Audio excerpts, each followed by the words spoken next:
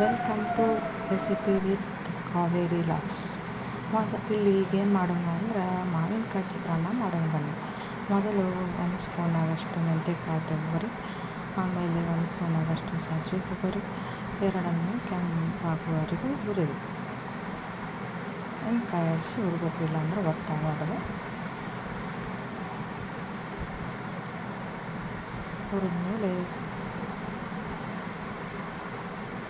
ಮಿಕ್ಸಿಗಾರ ಹಾಕೋರಿ, ಇಲ್ಲಾಂದ್ರೆ ಕುಟ್ಟು ಕಲ್ಲಿದ್ರೆ ಕುಟ್ಟಿನ ಕಲ್ಲಿನ ಮೇಲೆ ಕಲ್ಲೊಳಗೆ ಹಾಕ್ಕೊಟ್ರಿ.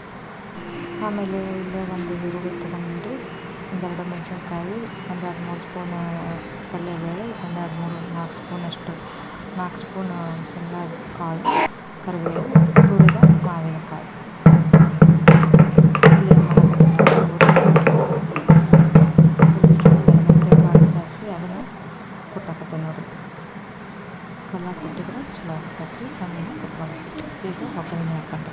ಎಣ್ಣೆ ಹಾಕಿನ್ರಿ, 2-3 ಸ್ಪೂನ್ ಆಗೋಷ್ಟು ಎಣ್ಣೆ ಹಾಕಿ, 1 ಸ್ಪೂನ್ ಆಗೋಷ್ಟು ಸಾಸಿವೆ ಹಾಕಿ ಒಗ್ಗರಣೆಗೆ.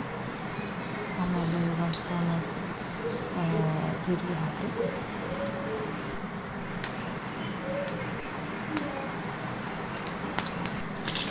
ನೀರು ಹಾಕಿ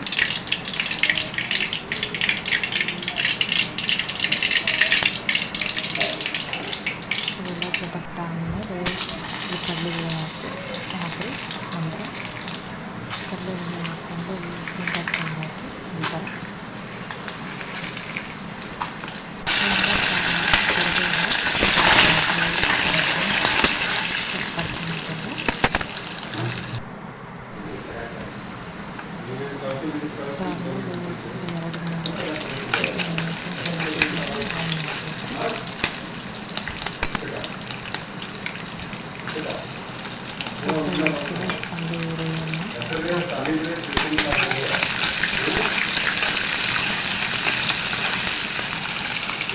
ಹುರಿದಿಟ್ಟುಕೊಂಡ ಮಾವಿನಕಾಯಿ ಇರ್ತಕ್ಕಂಥ ಹುರಿದಿಟ್ಕೊಂಡಿರ್ತೀವಲ್ಲ ಅದನ್ನು ಹಾಕಿ.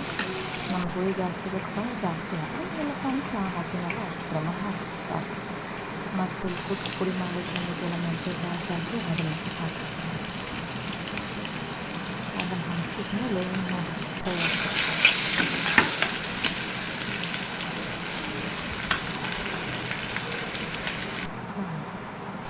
ಒಂದು ಸ್ಪೂನಷ್ಟು ಅರಿಶಿನ ಹಾಕಿ, ಒಂದು ಅರ್ಧ ಸ್ಪೂನು ಮಸಾಲೆ ಪೌಡರ್ ಹಾಕಿ,